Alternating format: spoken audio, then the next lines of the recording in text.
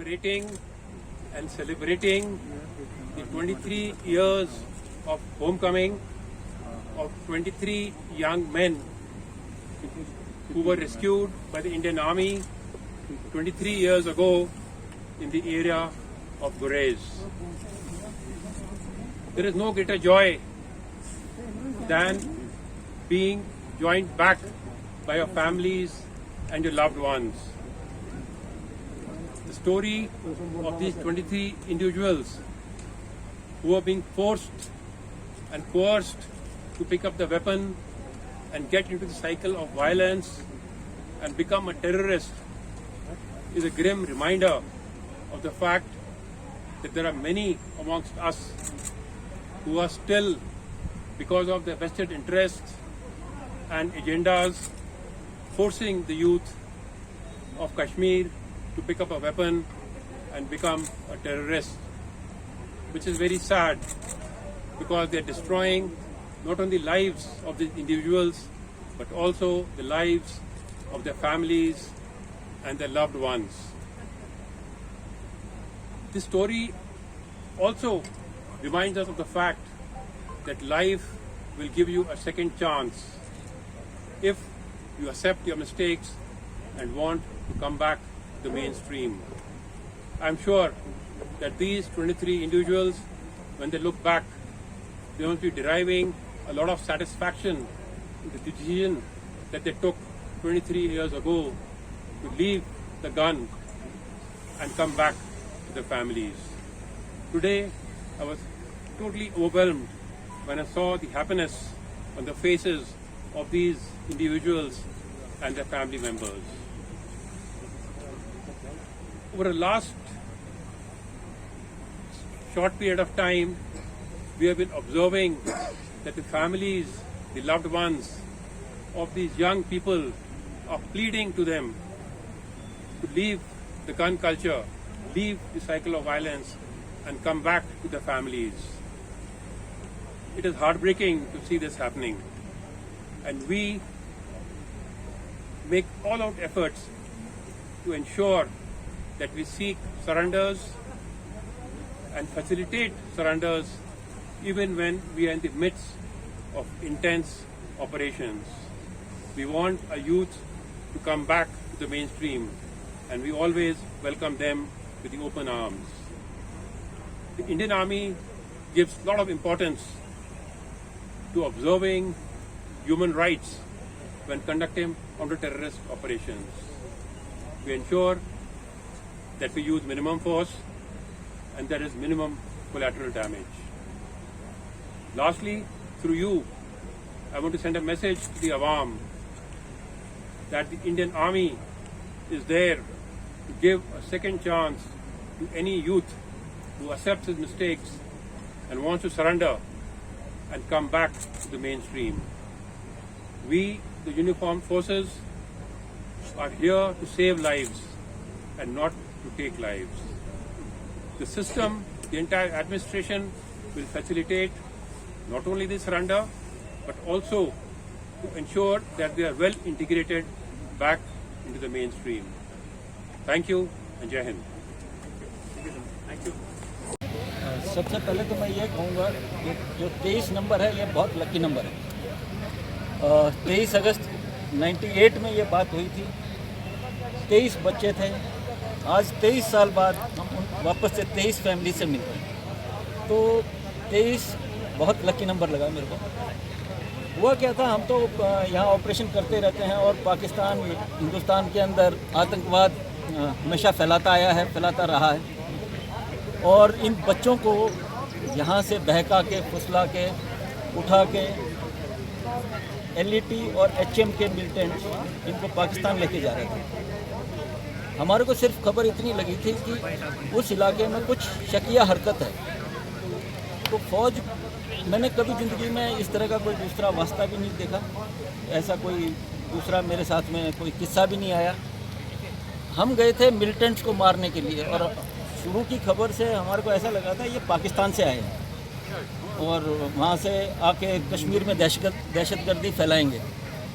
तो जब हम इन बच्चों से उस पूरे इलाके को हमने जाके घेर लिया और हरकत सी दिखाई दी कुछ जंगल के अंदर।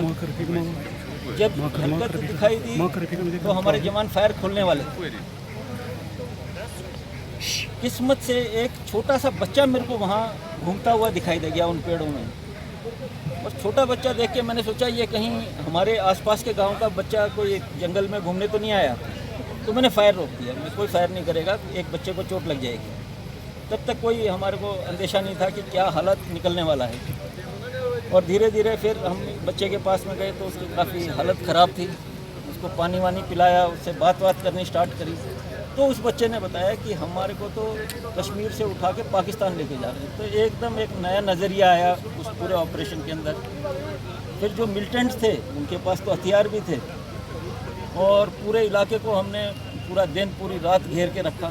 धीरे धीरे एक एक करके ये बच्चों को हमने अपने पास इकट्ठा किया, खाना वाना खिलाया। फिर पता किया कौन से गांव के हैं। तो ज़्यादातर अपना मानसबल, साफापुरा, सुंबल, आशम, अजास इन गाँव के थे। तो इन सबको इकट्ठा करके फिर हम इनको वापस लाके इनके फैमिलीज़ को हैंड ओवर किया। सब आज 23 साल। मेरा नाम शौकत अहमद भट्ट है, मैं सफापुरा में रहता हूँ। तो आज के दिन के हवाले से बताएं क्या हुआ था? एक्चुअली 23 ईयर्स पहले की बात है कि मैं 11th क्लास में पढ़ता था और मेरा चचेरा भाई वो 12th में पढ़ता था। हम दोनों ने आपस में बात की कि हम निकलेंगे और ये करेंगे, मिलिटेंट बनेंगे। सो हम चले गए, जंगलों में चलते रहे। तो अल्टीमेटली हमें आर्मी ने पकड़ लिया, फिर वापस लाया अपने घर वालों के हवाले करें। उस टाइम में कितना अंतर है, कितना खुशी महसूस हो रही है? अभी ठीक है, अभी खुशी है कि अपने घर वालों के साथ है, अपने बच्चों के साथ है, तो बड़ी खुशी है। अगर आप चले गए होते तो इस वक्त आपके साथ क्या होता? पता नहीं, वो तो डेस्टिनी में जो भी लिखा होगा वही तो हुआ होगा, लेकिन अभी ठीक है, अभी सब ठीक है। साल पहले का एक्सपीरियंस, क्या वो रास्ता ठीक है या आज जो आप देख रहे हैं, आज जो जिंदगी है क्या ठीक है? नेचुरली आप देखेंगे इस समय मैं बाग में बैठा हूँ, अपनी फैमिली के साथ बैठा हूँ। एंड दैट वाज पहाड़ पे बैठना, वहाँ पे खाना नहीं मिलना, वहाँ पे पानी के लिए तरसना। तो इसमें तो आसमान और ज़मीन का फ़र्क है, वो तो नेचुरली एविडेंट है। क्या हुआ था 23 साल पहले कि आप उस रास्ते पे चले गए? आपने वो रास्ता, पहले हम सब छोटे थे उस दिन, हमारी अकल भी छोटी थी, सोच भी छोटी थी, दिल भी छोटा ही था। तो जज्बात में आकर या किसी की बातों में आकर, वैसे किसी की बातें तो कुछ नहीं करती हैं, अपना ही दिमाग सारा करता है। अब छोटा दिमाग था, उसने उतना ही सोच लिया, तो हम निकले थे गलत रास्ते पे। फिर वापस आ गए by the grace of almighty Allah. So ये ठीक है, आज की लाइफ तो हमारी ठीक चल रही है। ओवरऑल जो फेयर रहता है कि सरेंडर करेंगे, शायद इनकाउंटर करेंगे, तो कैसा लगा आपको इंडियन आर्मी का अप्रोच? सर एक्चुअली जो उस समय सिचुएशन थी, इंडियन आर्मी ने हमें नहीं पकड़ा, हमने खुद उनको अपने आप को उनके हवाले किया। बिकॉज एक तो हम छोटे थे, दूसरा हमें इतनी प्यास लगी थी, इतनी प्यास की शिद्दत थी that we were not able to decide what to do at that time. So हम सीधा निकले नदी की तरफ और वहाँ पे पानी पीने लगे। एंड वहाँ पे फिर फौज थी, तो नेचुरली हमने उनको फिर बोला that you come to our rescue. तो फिर वो एक्टेड अकॉर्डिंगली। क्या आपको लगता है कि मतलब कहीं ना कहीं आपको मिसलीड किया गया था या आप जज्बात में आकर चले गए? जज्बात में आकर सर कोई किसी को मिसलीड नहीं करता है। जस्ट योर ओन एटीट्यूड, आप क्या करोगे, क्या करना चाहते हो, आप वही करोगे। आपको ऐसे कोई कुछ नहीं कर सकता है। हाँ, अपनी सोच जो है आप ठीक रखो, आप देखो दुनिया को, दुनिया बहुत ही खूबसूरत है। तो अभी भी आज के जो यूथ, आज का जो नौजवान है, वो भी अभी जज्बात में आकर, आपने ये रास्ता देखा, आपने चुना भी था, लेकिन आपको कहीं ना कहीं लगा कि ये रास्ता ठीक नहीं है। जो अभी भी हमारा जो नौजवान है जज्बात में आकर ये फैसला लेता है कि मैं पार चला जाऊंगा, आप उनको क्या मैसेज देना चाहिए? मुझे नहीं लगता सर आज घर के पार जा रहे हैं, आज तो यहीं पे बंदूकें उठा रहे हैं। उनके लिए सर यही मैसेज है मेरी। मैंने शायद जो डिसीजन उस टाइम लिया था, हमने 23 पीपल जो पहले हमने डिसीजन लिया था दैट वाज रॉन्ग, और जो उसके बाद हमने फिर आर्मी के पास गए या वापस आए, we turn back to our homes. और वो डिसीजन वो बहुत ही अच्छा डिसीजन था हमारी लाइफ के लिए, हमारी जनरेशन्स के लिए और हमारी कश्मीर के लिए भी। Thank you.